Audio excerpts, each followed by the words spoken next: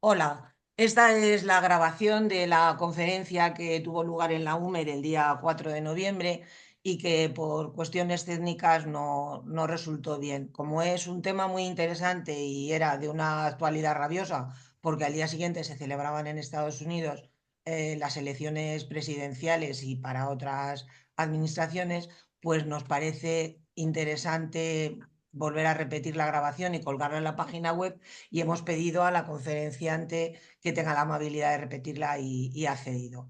La conferenciante es doctora en matemáticas por la Universidad Autónoma de Madrid, se llama Ana Granados y es profesora en la actualidad de la Universidad de San Luis en el campus de Madrid. Es una divulgadora científica muy activa y cofundadora de Ciencia Banda, que es una experiencia muy interesante de conferencias científicas que se celebran una vez al mes en una arrocería de San Sebastián de los Reyes. En la universidad, en la UMER, en nuestra universidad, es la tercera vez que colabora con nosotros dando una conferencia. En las dos veces anteriores con otra matemática, Ana Portilla, que hoy no está con ella, pero estamos encantados de recibir a Ana y ya os adelanto que fue interesantísima la conferencia y por eso nos hemos atrevido a decirle que vuelva a hacer este trabajo. Muchas gracias, Ana, y cuando quieras. Bueno, muchas gracias. Antes de nada, muchas gracias a ti, Rosa, por la invitación y también a toda la gente que acudió a la charla por estar ahí para escucharme. Es un placer. Vamos a empezar entonces con ello. Voy a minimizar para que se vea lo menos posible así. Bueno, como ha dicho Rosa, el 5 de noviembre se celebraron en Estados Unidos las elecciones presidenciales. Aquí tenemos a los dos candidatos, Kamala Harris representando al Partido Demócrata, que está siempre asociado al color azul, y Donald Trump representando al Partido Republicano, que está siempre asociado al color rojo en todo lo que va a venir. Hay que tener cuidado con estos colores porque son distintos a los que estamos nosotros acostumbrados a tener aquí en España. Bueno, a día de hoy, al día de 4 de noviembre, la intención de voto pintaba como vemos en el mapa. Estamos acostumbrados a ver este tipo de mapas en las noticias donde nos va diciendo qué va a votar cada estado. Y aquí, por ejemplo, vemos tres colores. Los colores azules, los estados que están en color azul, como este de California o Washington al noroeste, quiere decir que van a dar sus votos a la candidata demócrata. Los estados que aparecen con un color rojito, como puede ser, por ejemplo, Florida aquí en el sureste o Texas en el sur, quiere decir que van a dar su voto al Partido Republicano. Y luego hay unos cuantos estados que son muy interesantes, que están en color marrón, y estos son los estados clave, los estados llave, los conocidos como los swing states. Y a día de hoy, a día de 4 de noviembre, no se sabía a qué candidato iban a dar sus votos. Y estos son los estados clave. Eh, bueno, los estadounidenses no eligen directamente a su presidente. Lo hacen a través de una institución que se llama el Colegio Electoral, donde hay 538 electores. Cada estado, dependiendo de su población, tiene asociado un número de votos electorales o de delegados. Por ejemplo, aquí vemos California, que está marcado con este anillito verde. Es un estado muy poblado y a él le corresponden 55 de estos 538 votos electorales. Alaska, que es el nuevo que aparece en el nuevo circulito, es un estado poco poblado y a él solamente le corresponden 3. Entonces, estos electores, antes del día de la votación, en cada estado, cada partido va a elegir sus delegados. Por ejemplo, si estuviéramos hablando de Arizona, que es el estado que aparece ahora dentro de este circulito morado y que es uno de los estados fundamentales para las elecciones presidenciales, pues en Arizona corresponden 11 electorales. Y antes de la votación hay dos listas. Una lista republicana con 11 nombres asociados, que suele ser gente que ha sido de alguna manera destacada dentro del Partido Republicano. Hay 11 nombres en la lista de los republicanos y también hay 11 nombres en la lista de los demócratas. Y estos delegados están ahí esperando. El día de la votación, el 5 de noviembre, en cada estado se inicia el conteo de votos. Y mientras que ese conteo de votos está sucediendo, los electores están esperando. Una vez que el conteo de votos ha finalizado, los electores del partido que más votos ha conseguido reciben el encargo de, comillas, ir a Washington, comillas, para a mediados de diciembre emitir su voto por el candidato de su partido en representación de la gente de todo su estado. Es decir, todos los electores de un estado van a votar por el mismo candidato.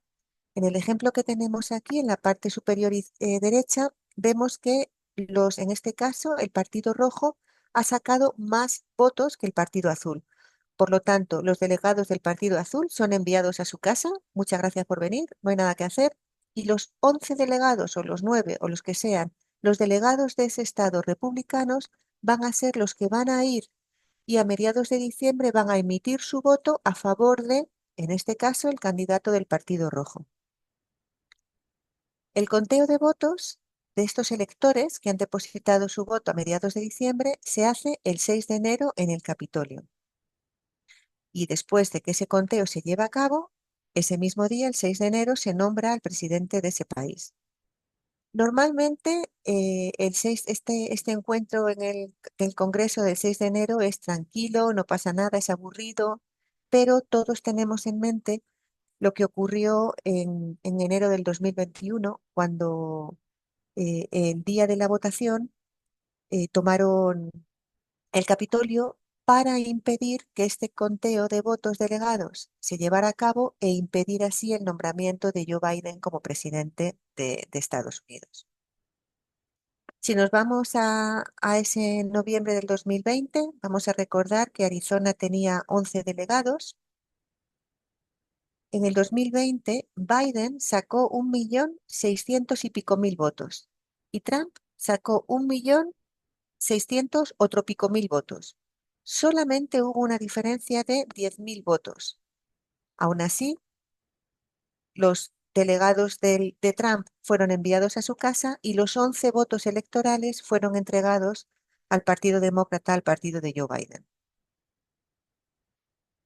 Tras, tras las elecciones del 2020, así quedó el mapa. Es decir, todos los estados dieron sus votos o bien al Partido Demócrata, que son los azules, o bien al Partido Republicano, que son los rojos. Eh, pero eh, pero además, el 5 de noviembre, además de las elecciones presidenciales, se llevan a cabo las elecciones a la Cámara de los Representantes de Estados Unidos y aparte del Senado. Y estos numeritos que aparecen en el mapa van a tener que ver con más cosas, van a tener que ver con el número de representantes que cada estado pone en la Cámara de Representantes. Vamos a mirar un momentito, vamos a recordar que Arizona tenía 11 representantes y vamos a ver qué quiere decir esto. De estos 11 representantes, de estos 11 delegados, dos van a ir al Senado y el resto, hasta llegar a 11, es decir, 9, van a ir, van a ser representantes para la Casa de los Representantes, que es la Cámara Baja de Estados Unidos, el equivalente a nuestro Congreso de los Diputados, digamos. Así, cada estado va a aportar siempre dos senadores y el resto, hasta llegar a los delegados electorales, van a ser miembros de la Cámara Baja o de la Cámara de Representantes, de la Casa de los Representantes. Vamos a mirar un momentito este mapa. El Congreso, insisto, al que también se celebran elecciones el día 5 de noviembre, tiene dos cámaras, es bicameral. La parte superior de este círculo está representando a la Casa de Representantes o a partir de ahora simplemente Casa o Cámara. Es la Cámara Baja. Y la parte de abajo está representando al Senado. Nosotros no vamos a decir nada sobre el Senado porque las matemáticas más interesantes van a estar en cómo se eligen a estos representantes de la Cámara Baja o de la Casa de Representantes. En el dibujito que vemos aquí, vemos que tenemos 435 representantes. Cada puntito rojo denota a un representante que en este momento, en el Congreso que está hasta las votaciones del 5 de noviembre, eh, cada puntito rojo es un representante por el Partido Republicano y cada puntito azul es un representante por el Partido Demócrata. Los tres que vemos en amarillo son simplemente puestos que ahora mismo están vacantes y que se renovarán. Esta Cámara, esta Casa de Representantes, se renueva completamente cada 2 años. Siempre un año electoral y luego a los 2 años, en mitad de la presidencia. Por ejemplo, se renovó en el 2020, se renovó otra vez completamente en el 2022, quedando la configuración que vemos en la pantalla, y se va a renovar otra vez completamente el 5 de noviembre, en el 2024. Eh, ¿Y esta Cámara por qué es importante? Bueno, en esta casa se aprueban cosas tan importantes, en esta casa se aprueban eh, proyectos de ley. Por ejemplo, aquí vemos uno que se aprobó de 95 millones en ayuda a Ucrania, a Israel y a Taiwán el pasado 20 de abril de este mismo año. Esto tiene repercusiones no solo a nivel nacional, no solo para el propio país, sino claramente para la población internacional. ¿Vale? Y estos proyectos de ley son propuestos en el Congreso, en la Cámara Baja, en la Casa de Representantes, tienen que ser aprobados allí y luego tienen que ser ratificados a veces por el Senado y casi siempre por el presidente. También la Casa de Representantes anterior, la que estuvo entre el 2000 y el 2020, apoyó una de las mayores paquetes económicos para invertir en seguridad energética y en cambio climático. Bueno, y aquí en principio os voy a presentar a alguien que no parece que no tiene nada que ver. Esto es una foto de familia de los magistrados del Tribunal Supremo de Estados Unidos. Aquí vemos unos cuantos, hemos añadido nosotros unas estrellitas rojas y unas estrellitas azules. Estas no están en la foto original y simplemente quiere decir que los que tienen la estrellita roja son jueces más conservadores y los que tienen la estrellita azul son jueces más liberales. Como vemos, la composición es de 6 más conservadores a 3 más liberales. Estos magistrados es una posición, es un puesto que dura toda la vida, ¿vale? Es un cargo vitalicio. Así que una vez que son nombrados, están ahí hasta que o bien fallecen o bien por algún motivo ellos lo dejan. Eh, Tres de estos últimos jueces, tres de los jueces más conservadores que están ahora mismo, fueron nombrados durante la última presidencia de Trump, la que fue del 2016 al 2020. ¿Y qué tiene que ver esto con la Cámara de Representantes, que es donde yo he dicho que van a estar las matemáticas interesantes? Pues en principio no tiene nada que ver. Sin embargo, el Tribunal Supremo ha anulado el Roe versus Wade, que era un derecho constitucional que protegía a las mujeres para poder ejercer su derecho al aborto independientemente de lo que dijeran los estados. Estaba recogido en la Constitución y llevaba como unos 50 años. Y esta ha sido una de las medidas que el Tribunal Supremo ha eliminado. Ha devuelto la potestad a los estados y ahora cada uno de los estados puede decidir si hay ley del aborto o no, en qué condiciones, etcétera. De hecho, este tema ha sido muy polémico, tanto que ha estado presente en el único debate presidencial que han mantenido Harris y Trump. Era una de las claves y era uno de los temas más comentados en la campaña electoral por ambos partidos. Trump mostrando su orgullo de haber devuelto esta ley a los estados y Harris, la demócrata, haciendo énfasis del problema de salud pública que esta finalización del derecho constitucional al aborto podía provocar y dando ejemplos de casos que ya se habían producido donde la vida de la madre o la mortalidad infantil había aumentado. También tienen cosas que decir frente a qué armas se pueden tener dentro o fuera de casa. Y también la última cosa que ha aprobado, esto ha sido a principios de julio, perdón, de este mismo año, es que ha dado eh, inmunidad a todos los expresidentes que ha habido en Estados Unidos por actos que hayan cometido durante su presidencia. En particular, Trump ahora mismo no pueden juzgarle por los actos de insurrección del 6 de enero. Esto es algo que no había ocurrido nunca, jamás antes en la historia de los Estados Unidos, esta inmunidad presidencial. Y es algo que también ha estado muy presente en el debate, eh, tanto en el debate presidencial que mantuvieron Harris y Trump como en la campaña de ambos partidos. Bueno, pues a finales de agosto, digo, perdón, a finales de julio, principios de agosto, Biden eh, manifestó que él respaldaba importantes reformas del Tribunal Supremo. Dijo que en caso de ganar la presidencia, propondría que el límite de mandato de los miembros, de los magistrados del Tribunal Supremo fuera 18 años en lugar de ser vitalicio.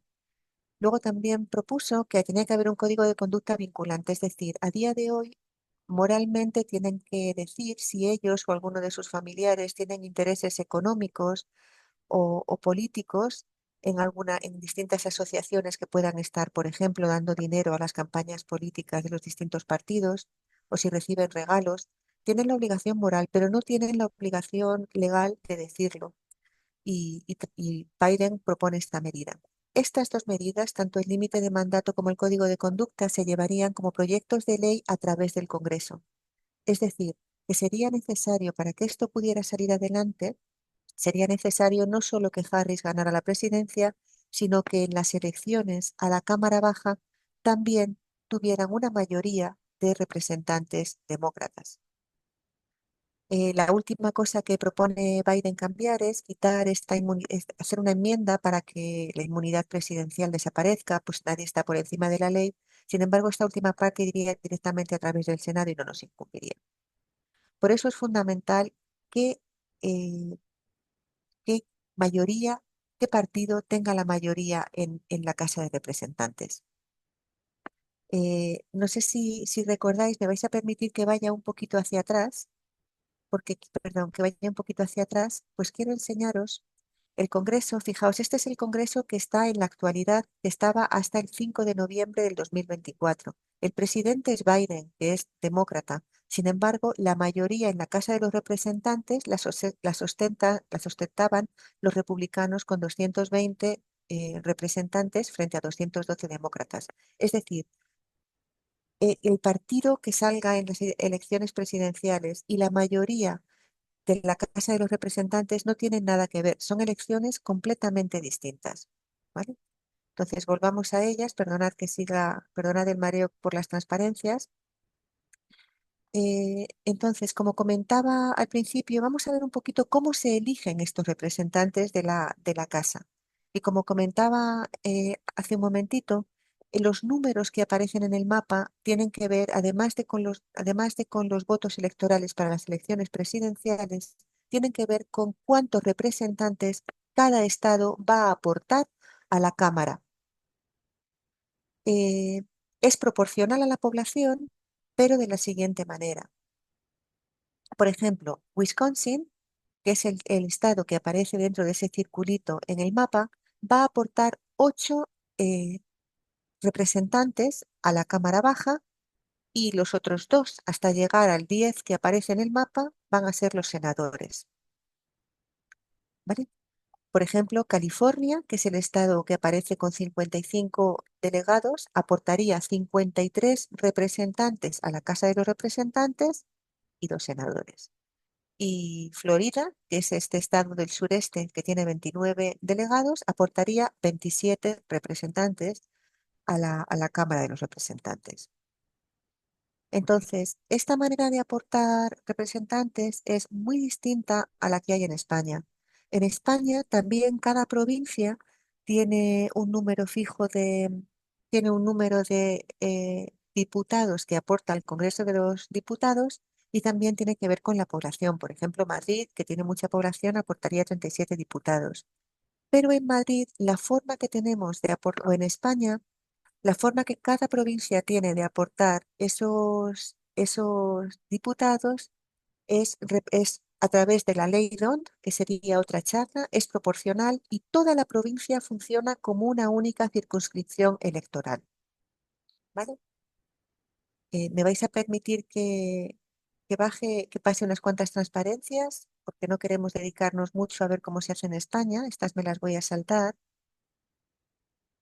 Y vamos a volver a lo que nos interesa, que es Wisconsin. ¿Cómo reparte Wisconsin? ¿Cómo envía Wisconsin estos 8 representantes a la casa?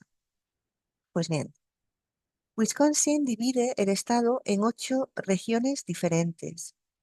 Las regiones son las que veis con distintos colores en la pantalla y con distintos números. Cada una de estas regiones eh, tiene el mismo número de habitantes, más o menos, ¿vale? Y esto quiere decir, es decir, la región 7 que vemos muy grande es una región que está poco poblada, pero tiene el mismo número de habitantes que la región 1, que la veríamos aquí abajo a la derecha, de azul oscurito, que se ve más pequeña, ¿vale? Todas las regiones tienen el mismo número de habitantes. Además, tienen que cumplir otras condiciones recogidas en la Constitución, como por ejemplo, que no sea perjudicial para minorías o para distintas etnias.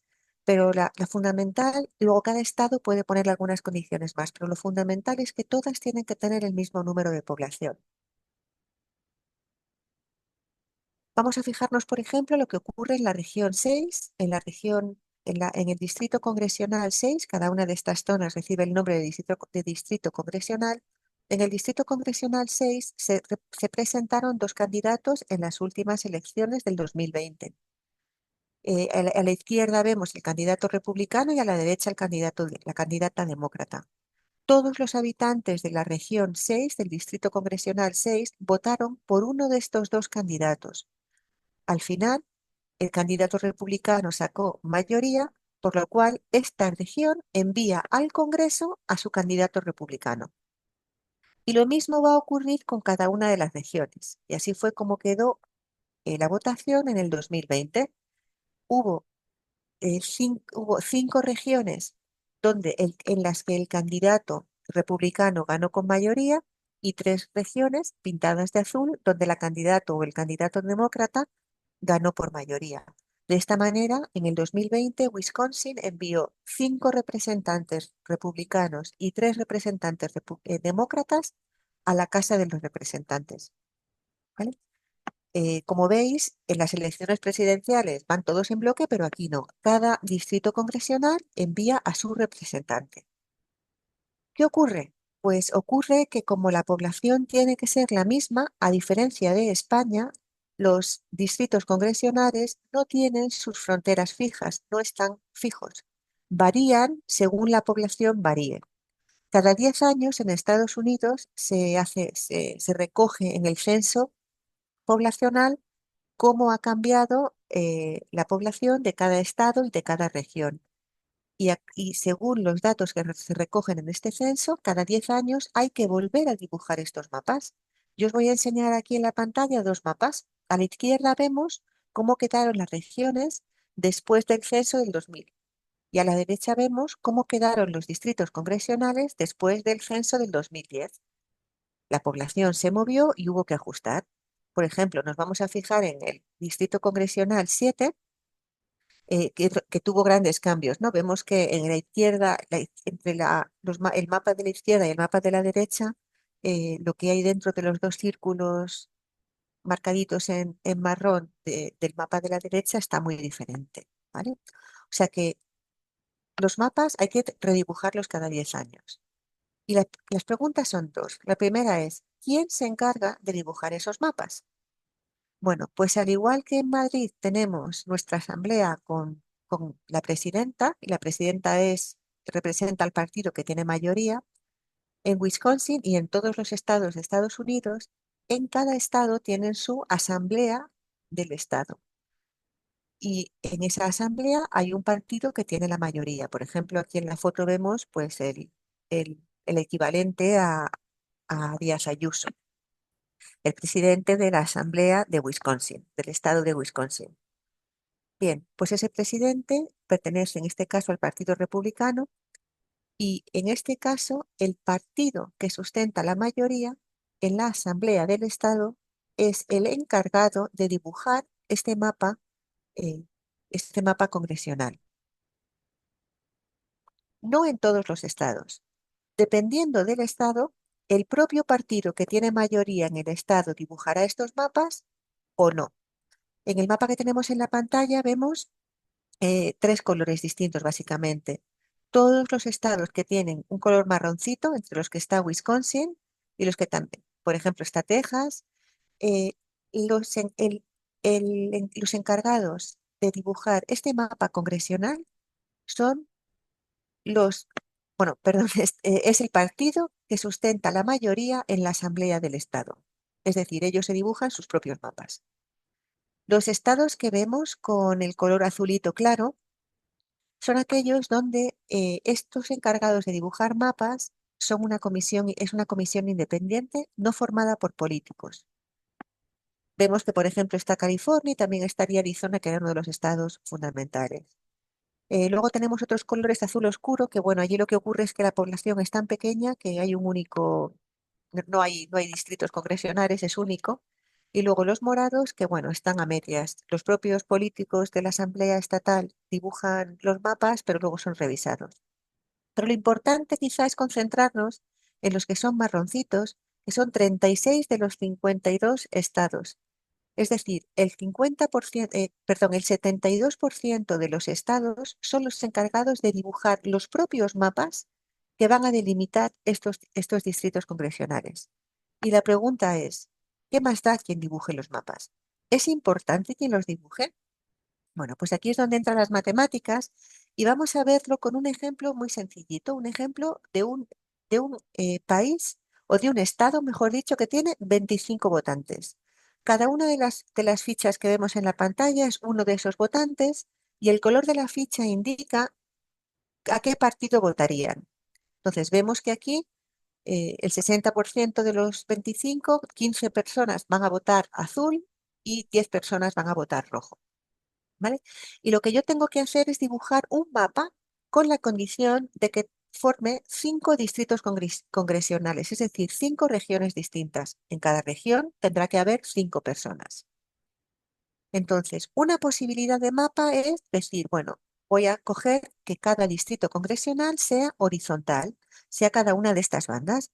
De esa manera, en las tres bandas de arriba tendría una mayoría el Partido Azul y por lo tanto enviaría un representante azul a la Casa de los Representantes y en las dos bandas inferiores el Partido Rojo sería mayoritario y enviaría un representante rojo a la Casa de los Representantes.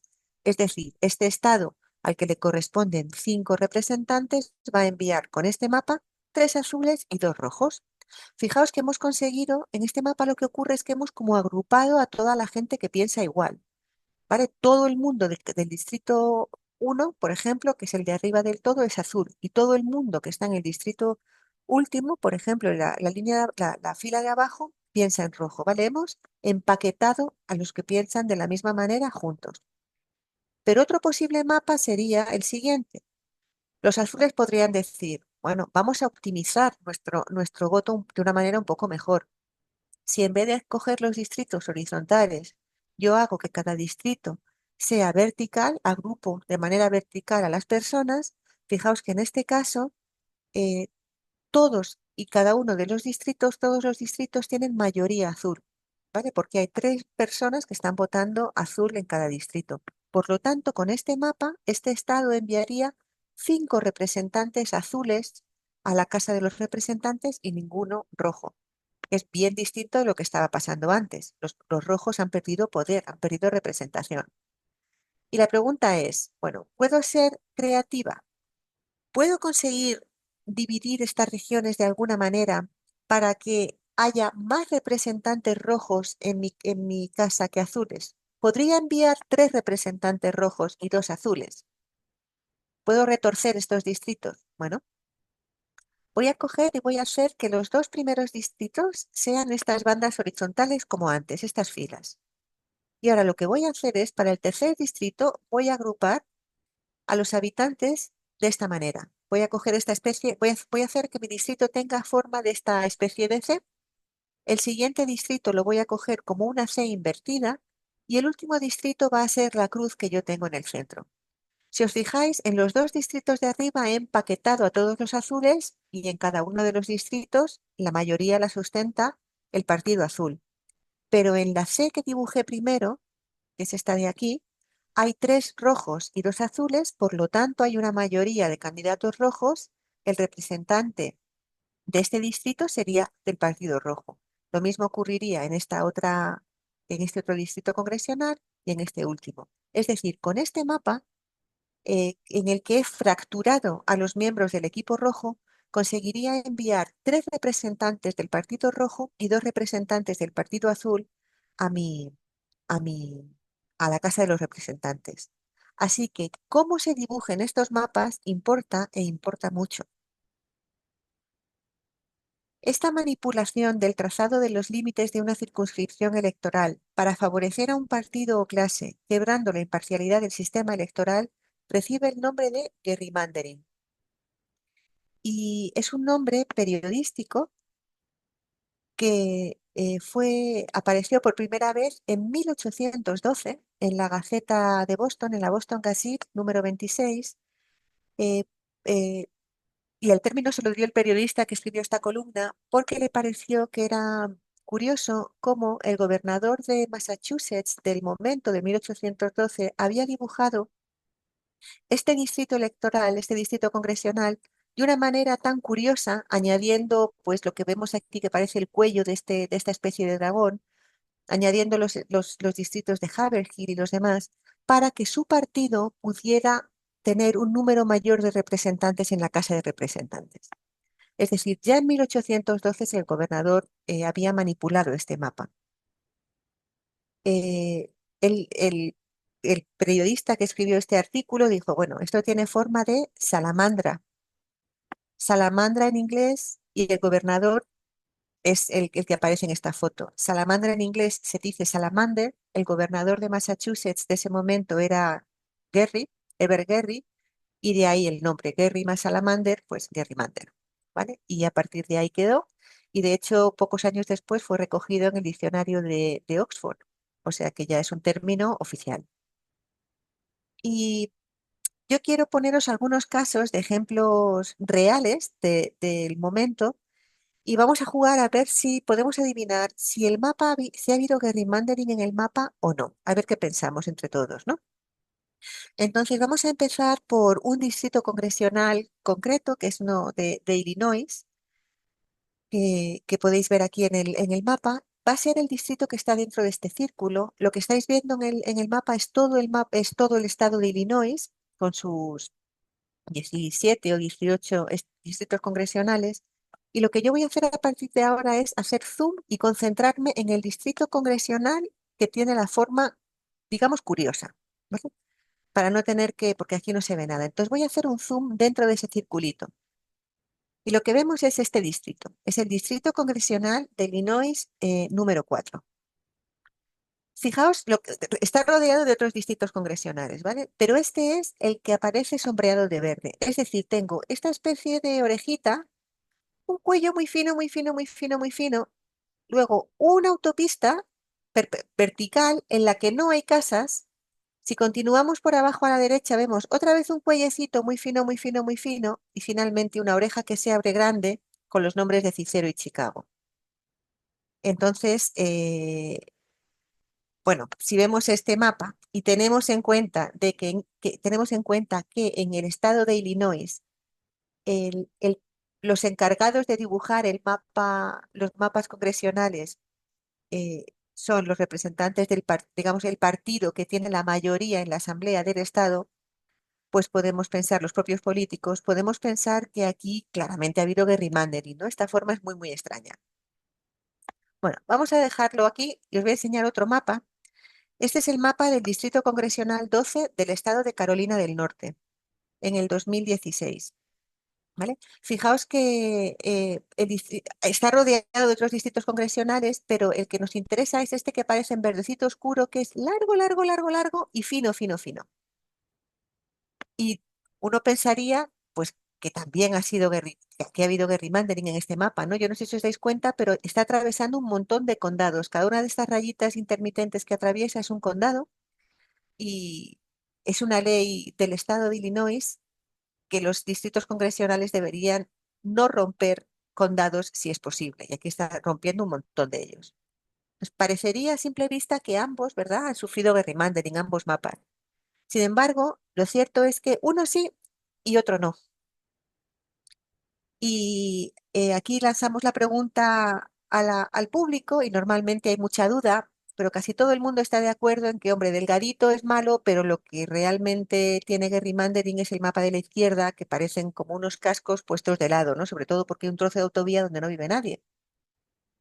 Y bueno, pues resulta que no es verdad. Justamente el distrito congresional de Illinois no tiene gerrymandering. Las dos orejitas y se deben a que hay vecindarios de mayoría hispana cerca de Chicago que tienen que estar bien representados. Si recordáis que tengan un mismo número de personas es una de las condiciones, pero las minorías tienen que estar bien representadas. Y tuvo que dibujarse así para que fuera el caso y cogiendo este trozo de autovía. Este distrito se creó por una orden federal a principios de los años 90. Sin embargo, o sea que este no tiene gerrymandering, el Distrito Congresional de Carolina del Norte ha sido muy polémico, fue declarado incluso inconstitucional porque una cosa está recogido en la Constitución, como hemos comentado, que no puede haber discriminación racial o por minorías. Y aquí fue llevado al Tribunal Supremo del Estado porque lo acusaban de un gerrymandering eh, perjudicando a la población afroamericana. Estaba toda concentrada a lo largo de este distrito. Entonces los concentraron a todos, igual que hemos hecho nosotros con nuestro primer mapa donde dibujábamos los distritos horizontales, pusieron a todos los afroamericanos en un único distrito. Tradicionalmente los afroamericanos votan más por el Partido Demócrata y entonces dijeron, bueno, los ponemos a todos juntos.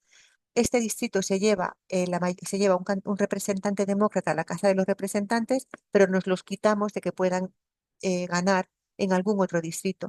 Les damos los demás a los republicanos. En Carolina del Norte también los mapas son dibujados por el partido que tiene mayoría en la Asamblea Estatal.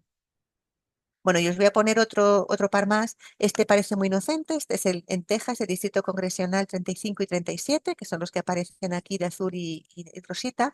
El 37 tuvo que ser creado nuevo, ¿vale? La población de Texas aumentó en el 2022 y les pasaron de tener 36 distritos a tener 37 y había que crear uno nuevo.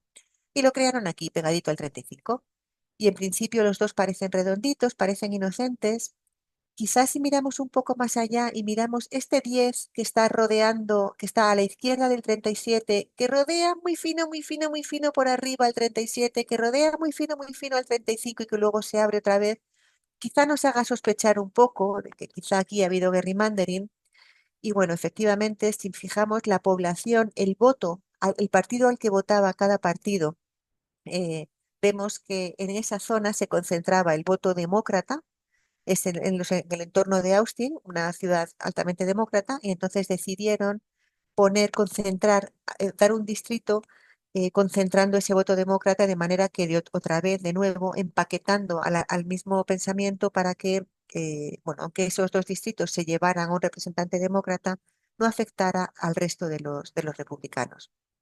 ¿Vale? O sea que aquí también se puede decir que hubo gerrymandering, aunque en principio por la forma no lo podríamos saber. Y finalmente el más curioso quizá es este de Pensilvania, que bueno, que tiene una forma curiosísima, ¿no? Y que no se entiende muy bien lo que está pasando. En Pensilvania es uno de los estados fundamentales para estas elecciones del 5 de noviembre. También la Asamblea Estatal dibuja estos mapas, el partido que tiene mayoría en la Asamblea del Estado. Y bueno, esta forma es tan curiosa que ha recibido un nombre. La gente dice que realmente no debería, a la vista de este mapa, este fenómeno no debería llamarse gerrymandering, sino debería llamarse algo así como Dackering, porque es claramente Goofy pegándole una patada al pato Donald. ¿Vale? Entonces, bueno, todo esto es para ilustrar que gerrymandering a simple vista es muy difícil saber cuándo se produce y cuándo no. Fijaos que gerrymandering ha habido siempre, porque ya desde el 1812, eh, que es cuando el nombre surge, los partidos, los dos, aunque la mayoría de estos ejemplos han sido mapas donde el Partido Republicano se ha visto favorecido, los dos partidos utilizan esta técnica y la han utilizado desde siempre, ¿vale? Lo que ocurre es que hasta principios de los 2000 era casi una técnica artesanal porque, bueno, tenías que coger el mapa, ajustabas un poquito, pero a partir de ese momento, donde la tecnología ha aumentado tanto y la ciencia de datos también, donde ahora podemos saber qué está votando nuestro vecino prácticamente, donde sabemos quién se muda a dónde y qué votaba esa persona antes de mudarse y qué se votaba en el barrio al que esa persona se muda, esto de dibujar mapas se ha convertido en algo casi quirúrgico. Se puede hacer con una precisión que asusta. Entonces, quizá ha llegado el momento de decidir, saber, de decidir, intentar ver de manera un poco más matemática, un poco más científica, cuándo un mapa sufre gerrymandering y cuándo no. Y hemos visto que la forma no lo es todo. Por ejemplo, si yo ahora preguntara cuál de estas dos flechas es más larga, pues normalmente todo el mundo dice, no, las dos son iguales, esto lo hemos visto y no lo sabemos. Lo que pasa es que yo pues he hecho una operación quirúrgica y he acortado una de ellas. Es decir, para estar seguro de que algo es exactamente igual o de que algo es justo, necesitamos medir. Si yo tuviera un metro, podría haber sabido desde el principio que yo he acortado una. La manipulación se habría visto. Entonces la pregunta es, ¿cómo podemos medir? Y hay un montón de propuestas matemáticas para decidir cuándo un mapa ha sufrido gerrymandering y cuándo no. Una de ellas puede ser, por ejemplo, relacionada con la forma, cómo de redondito es el distrito que te queda. Otra puede ser cómo de probable es que en todos los mapas que se puede hacer, en la distribución de los partidos fuera la que queda al final. Hay muchas, pero una súper interesante para nosotros y que vamos a ver aquí es la que tiene una medida, una propuesta que tiene en cuenta cuánto empaquetamiento ha habido en el mapa o cuánta fracturación ha habido en el mapa para producir esos distritos congresionales. Y este es interesante porque son dos de las técnicas más usadas hasta el momento. A día de hoy todavía, aunque podemos hacer mapas quirúrgicos casi, crear mapas de cero es muy costoso computacionalmente porque son tantas las combinaciones que a día de hoy no se puede producir un mapa de cero a gusto del consumidor. Pero lo que sí se puede hacer mucho mejor es modificar mapas que existen con estas técnicas de empaquetar o fracturar. Entonces, esta medida va a tener en cuenta votos desperdiciados. Por ejemplo, supongamos que tenemos un grupo de 5 amigos que quiere hacer un plan. Y este grupo de 5 amigos quiere decidir entre varias opciones, pero quieren hacer el plan todos juntos. Esta es la clave. Los 5 irán al mismo sitio. De este grupo de amigos hay 2 que tienen el buen criterio de querer ir a una charla de la UMER, magnífica, y hay otros 2 que prefieren quedarse en su casa viendo la televisión. Así que lo que decida el quinto es lo que se va a hacer. Esta persona tiene todo el poder. Su voto es fundamental. Sin embargo, si desde el principio ya hubiera 3 personas que quieren ir a una charla de la UMER, el voto de los otros 2 no contaría absolutamente para nada. Sería un voto en cierto sentido tirado, da igual lo que eligiera. Los votos que van a la opción perdedora son desperdiciados. Y es más, si desde el principio 4 amigos quisieran ir a una charla de la UMER, no solo el quinto no contaría para nada, sino que uno de estos 4 en realidad tampoco contaría para nada. Votos desperdiciados de la opción ganadora son todos aquellos que sobrepasen el 50% más uno, ¿vale? Y esto es lo que mide la llamada brecha de eficiencia. Va a contar los votos desperdiciados, que van a ser todos aquellos dados a la opción perdedora y todos aquellos de más dados a la opción ganadora, todos aquellos que estén por el 50%. Esta brecha de eficiencia es una medida técnica que fue propuesta por estas 2 personas que veis en la foto. El de la izquierda, Nicolás, era un profesor de la escuela, es un profesor de Derecho, de Chicago, y el de la derecha, Erin, era un investigador, un politólogo, un investigador de ciencias políticas. Y ellos proponen en el 2015, fijaos que fue hace muy poquito, una medida que vamos a ver ahora, llamada brecha de eficiencia, que va a contar de una manera objetiva estos votos desperdiciados. Y va a contarlos teniendo en cuenta empaquetamientos y fracturas.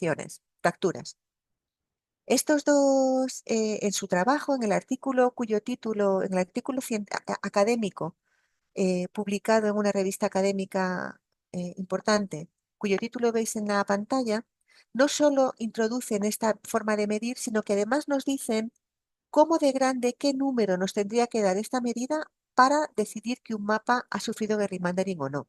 Y este número ellos lo proponen estudiando todos los mapas que había habido con anterioridad al 2000, al del 2010, que era el que estaba vigente en su momento, y observando que hasta los años 2000 los dos partidos más o menos habían hecho un gerrymandering parecido y que era poquito, pero a partir del 2000 este gerrymandering se había disparado. No solamente ahí se producía en muchos más estados, sino que además se producía de una manera mucho más extrema. Es decir, la diferencia entre los representantes que se enviaban a la Casa de Representantes y la opinión del pueblo era cada vez mayor, es cada vez mayor. Entonces, para eso vamos a mirar a nuestros mapas, a los mapas que tenemos. Vamos a fijarnos en el primer mapa que tuvimos, que si recordáis dibujaba los distritos horizontales.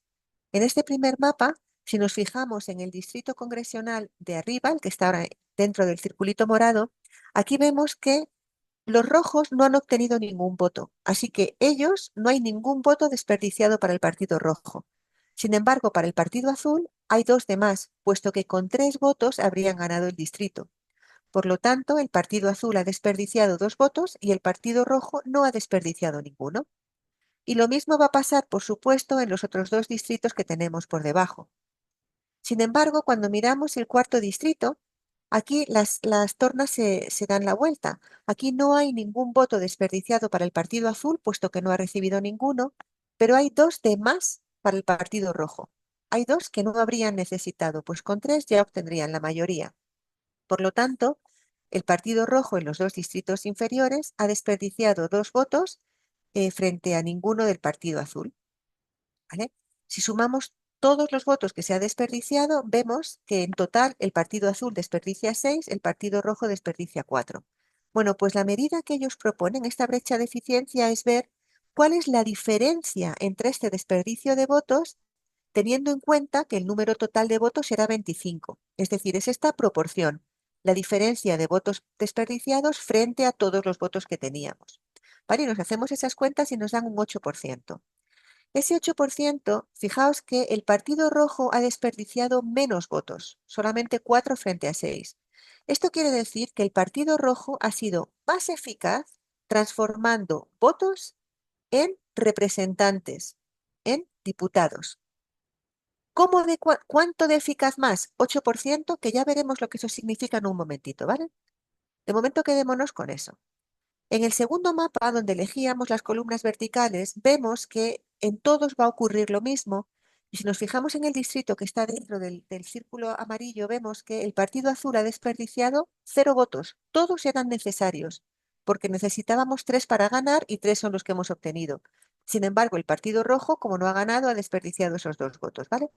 Y nos ocurre exactamente lo mismo en todos los distritos.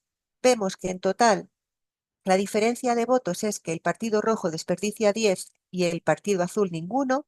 En este caso, el partido azul ha sido mucho más eficaz transformando votos en diputados, en representantes, y ahora veremos qué significa ese 40%, ¿vale? Y lo mismo podemos hacer al siguiente mapa y vemos que en este caso que había fracturing, pues el que ha sido más eficaz transformando votos en representantes ha sido el partido rojo porque solo ha desperdiciado 1 frente a 9. Para entender qué significa este de cuánto más ha desperdiciado este 8%, este 40%, permitidme que me vaya un momento a un sitio un poco más grande, ¿vale? Vamos a coger números un poco más grandes, pero vamos a mantener la proporción de los mapas. Es decir, yo voy a tener 3 mapas, voy a suponer un estado un poco más grande donde voy a tener 10 distritos congresionales. Y voy a suponer que he dibujado 3 mapas exactamente igual de la misma manera que los dibujé en el caso que hemos visto de los 25, ¿vale? Yo me hago los cálculos de la misma manera, no es interesante. Lo importante es que en el primer mapa llego a la conclusión de que ha habido una brecha de eficiencia del 10% a favor de los rojos. Es decir, que el partido rojo ha sido un 10% más eficaz transformando votos en diputados. ¿Y este 10% qué quiere decir? Quiere decir que ha conseguido un 10% más de distritos de los que habría conseguido si los dos partidos hubieran desperdiciado el mismo número de votos. ¿Vale? En este caso, 10% de los 10 distritos congresionales es un distrito, ¿vale? Porque el 10% de 10 es uno. Es decir, que el Partido Rojo se lleva un distrito de más, un distrito que si hubieran sido el mapa justo, no se llevaría. De la misma manera, hacemos las cuentas para el mapa siguiente y vemos que tiene un 30% para los azules. En este caso, los azules han sido 30% más eficaces. Quiere decir que han conseguido un 30% más de distritos de los que habrían conseguido si el mapa fuera justo y los dos partidos hubieran desperdiciado el mismo número de votos. El 30% de 10 es 3. O sea que el partido azul se está llevando 3 distritos de más, ¿vale? Es un mapa que favorece al partido azul con 3 distritos, le regala 3 distritos. Y lo mismo en el siguiente mapa, pero para los rojos.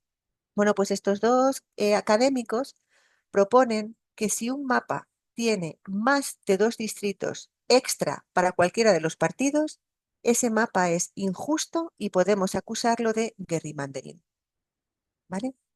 Es decir, en este caso, los dos mapas de la derecha habrían sufrido gerrymandering porque se llevan demasiados distritos de más. Vamos a volver un momento a Wisconsin, que por eso era quizá interesante para nosotros. Vamos a fijarnos si recordáis este mapa, lo vimos muy al principio de la charla. El de la izquierda es el censo del 2000, el de la derecha es tras el censo del 2010. Nos estábamos fijando en el distrito 7 solamente. El distrito 7 sacó esta parte, estos 3 circulitos que veis de más. Es decir, tras el censo del 2000, el partido que ganó la Asamblea de Wisconsin, que en este caso era el Partido Republicano, fue el encargado de dibujar los nuevos mapas. Y a la hora de dibujar los nuevos mapas, al distrito 7 le añadió estas regiones que vemos en los círculos que están marcados en el mapa y le quitó otras cuantas. Y lo hizo porque el Distrito 7 había enviado un representante demócrata en el 2000, pero justo, por muy poquito. Entonces pensó que añadiendo estos 3 distritos, quizá podría darle la vuelta al mapa en el 2012, y efectivamente así fue.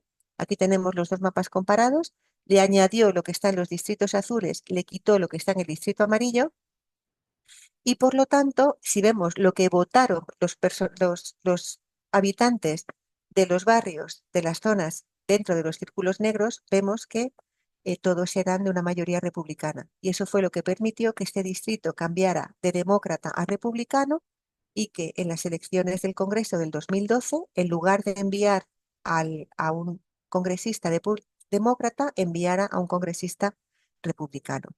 Es decir, cómo se dibuja el mapa importa mucho. Y hemos elegido Wisconsin desde el principio porque para nosotros es muy interesante. Fijaos, en Wisconsin, lo que vemos aquí bueno, es el mapa del 2020 y el mapa del 2022, que es con el que se van a celebrar estas elecciones del 2024, las elecciones de mañana, del día 5 de noviembre. Y este mapa, otra vez, en el 2020, lo tuvieron que volver a dibujar y otra vez el partido que tenía mayoría en la Asamblea del estado de Wisconsin era el republicano. Dibujaron un mapa que favorecía fuertemente al Partido Republicano, tanto que el gobernador del estado de Wisconsin, que es el equivalente al presidente del país, pero dentro del estado, es la máxima autoridad del estado, este gobernador dijo que ese mapa no podía ser aprobado. Lo denunciaron, lo llevaron a los tribunales y finalmente ganaron. Llegó al Tribunal Supremo del Estado de Wisconsin, ganaron y para el 2024 se vuelve al mapa original, ¿vale? No ha podido ser. Pero el Estado de Wisconsin es interesante porque fue bueno, el estado de Wisconsin es aquel en el que la medida de brecha de eficiencia que os he presentado hace un ratito fue usado por primera vez para decir que en un mapa de distritos electorales para el estado había habido trampa, ¿vale? Eh, Se celebraron en el 2020, perdón, en el 2010 se dibujó un mapa para la asamblea, porque una cosa curiosa que pasa es que hay distritos congresionales para la Casa de los Representantes, pero Estados Unidos, cada estado funciona casi como un pequeño país. Dentro de cada estado tienen el equivalente al presidente, que sería el gobernador, el equivalente a la Casa de los Representantes, que sería la Asamblea del Estado, que es la encargada de dibujar los mapas, y luego un Senado del Estado. Bueno, pues esta Asamblea del Estado es elegida con otros distritos electorales que ellos mismos dibujan. Y en estos distritos electorales fueron dibujados de una manera tan, tan desviada o tan que favorecía tanto al Partido Republicano que los demócratas, un grupo de demócratas denunció el mapa para la Asamblea Estatal, llegó al Tribunal Superior del Estado de Wisconsin y usando la brecha de eficiencia, dijeron que ese mapa, la brecha de eficiencia era demasiado grande. En cada elección que se iba sucediendo a la Asamblea, se celebraron en 2010, en 2012, en 2014, en 2016. En cada una de esas elecciones, el número, el mapa que habían presentado favorecía más y más al Partido Republicano y tumbaron el mapa. Tuvieron que cambiarlo. De manera que para las elecciones del 2016 el mapa fue distinto. ¿Vale? Y eso para los matemáticos pues nos llena de placer. Bueno, pues vamos a dejar un momentito, vamos a dejar ya el Congreso de los Estados Unidos y vamos a mirar un momentito a otro tipo de gerrymandering, otro tipo de, de dificultad de voto que tiene Estados Unidos, que es el voto en prisiones. Y esta parte, esto llegó a nuestro conocimiento gracias a una estudiante de la San Luis que se llama Ashley Weber. Luego ya nosotros hicimos más investigación de lo que estaba pasando. Esto que veis aquí es una gráfica que representa a la tasa mundial de encarcelamiento por cada 100.000 habitantes. Si os fijáis, en amarillo aparece Estados Unidos. Todas las barras que quedan por encima representan estados de Estados Unidos a los que se ha tratado como si fueran países y por debajo de Estados Unidos también. Es decir, en Estados Unidos se encarcela y se encarcela mucho. La población encarcelada es muy alta. De hecho, si os fijáis en Estados Unidos, la barra amarilla del mapa tiene 670 personas por cada 100.000 habitantes. En España es 6 veces inferior o 5 veces inferior. En el Reino Unido, en el resto de países europeos, Canadá, en Estados Unidos se encarcela muy por encima de la media. Pero además, en Estados Unidos hay el 2% de los adultos con nacionalidad estadounidense no pueden votar, porque en Estados Unidos, una vez dependiendo del estado, pero una vez que eres encarcelado, si la pena es superior a un año, no puedes volver a votar nunca más, ni cuando estás dentro de la cárcel, ni cuando sales, ni cuando estás en libertad provisional. Están marcados en el mapa con letras, con iniciales, los 7 estados que van a decidir las elecciones de Estados Unidos de mañana, del 5 de noviembre. Los estados bisagra. Cuanto más oscuro es el color verde de ese estado, mayor es la población adulta estadounidense que no va a poder votar, que no tiene derecho a voto. Ahora mismo, en Arizona, que es el estado que aparece con una AZ, que tiene un verde muy oscuro, más del 10% de la población no tiene, adulta, insisto, adulta y estadounidense, no tiene derecho a voto en estas elecciones presidenciales. En Nevada, en Wisconsin, en Michigan, todos los estados que veis, Georgia, que es un estado que veis a la derecha con GEA, también tiene una tasa de casi entre el 2 y el 5% de la población no va a poder votar. Insisto, estos son los estados llave para las presidenciales, pero además también en las elecciones al Congreso van a tener su efecto. Existe un concepto llamado gerrymandering basado en prisiones, por el cual se cuenta a la gente prisionera como residentes de sus celdas de prisión y no como de sus comunidades de origen. Es decir, a la hora de dibujar los mapas, recordad que las regiones tienen que tener el mismo número de personas, todas ellas, pues a estas personas se las cuenta como habitantes de esa región, pero no se les va a permitir votar. Esto tiene un montón de efectos eh, económicos de todo tipo, ¿no? Porque normalmente las prisiones están en zonas rurales y la gente que está dentro de la cárcel proviene de las ciudades. Lo que veis aquí es el mapa, un mapa con los Estados Unidos, donde diferenciando los estados donde se produce este gerrymandering en prisiones y en otros estados donde no. En naranja oscuro tenéis los estados donde ya se ha terminado este gerrymandering en prisiones. Esto ha sido cambiado en los últimos 10 años. Esto quiere decir que se haya terminado, quiere decir que o bien los presos no contabilizan para nada a la hora de dibujar los mapas, se les ignora, o bien cuentan como habitantes en sus comunidades de origen. Pero vemos otros estados de los estados bisagra, que son los que tienen nombre en este mapa, como por ejemplo Arizona con la AZ, Carolina del Norte con NC, que son totalmente blancos. Esto quiere decir que aquí el gerrymandering en prisiones existe completamente, es decir, los presos van a ser contados como habitantes de sus celdas. ¿Vale? Os voy a enseñar un mapa, pero os voy a enseñar en realidad el mapa más interesante, que es el de esta ocasión. Estos son mapas antiguos, pero permitidme que no me centre en ellos. Me voy a fijar en Arizona en estas elecciones. Este es el mapa que a día de hoy, 4 de noviembre del 2024, parece que con la intención de votos para el Congreso. ¿Vale? Fijaos que aquí los estados están divididos en otras zonas mucho más pequeñitas, en otras regiones mucho más pequeñitas, y esas regiones son cada uno de los distritos congresionales. Si nos fijamos en Arizona, que es el que está enmarcado en este mapa amarillo, que tiene 9 distritos congresionales, lo que estamos viendo es que en algunos, que son los que están pintados de azul, ya sabemos que el congresista que van a enviar es demócrata. En otros que están coloreados de rojo, sabemos que el congresista que va a ganar va a ser republicano, perdón, pero vemos dos en particular, uno chiquitito con forma de ojo en el centro y uno abajo a la derecha, que tienen un color marrón. Esos dos distritos a día de hoy no saben si va a ganar el congresista demócrata o el congresista republicano. ¿Vale? Y a día de hoy, si os fijáis en la barra que tenemos en la parte de arriba, vemos que hay prácticamente empate. Hay 207 sitios que los demócratas tienen asegurados en la casa y 207 republicanos que tienen asegurados en la casa. Se están disputando 21, ¿vale? Y dos de esos clave se están disputando en Arizona. También hay otros dos que se están disputando en Michigan. Si conocéis el mapa, es esto que está aquí con forma de manita, en fin, en Carolina del Norte. ¿Vale? Pero nos vamos a fijar en estos de Arizona, donde recordamos un porcentaje elevadísimo de la población no puede votar. Bueno, pues en el distrito congresional 6, que es el que veis abajo a la izquierda, eh, hay 790.000 personas en cada uno de estos distritos congresionales. Ese es el tamaño del distrito congresional de estas elecciones. Bueno, pues en este distrito congresional 6, 18.800 personas no van a poder votar.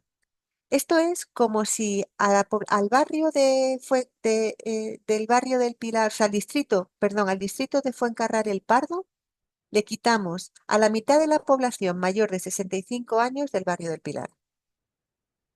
Es un montón de gente, ¿vale? Esta gente no va a poder votar y es uno de los estados que va a decidir, uno de los distritos, perdón, que va a decidir si el Congreso termina teniendo mayoría republicana o mayoría demócrata. Esto significa un 2,4% de la población, altísima. Y esto es todo. Muchísimas gracias.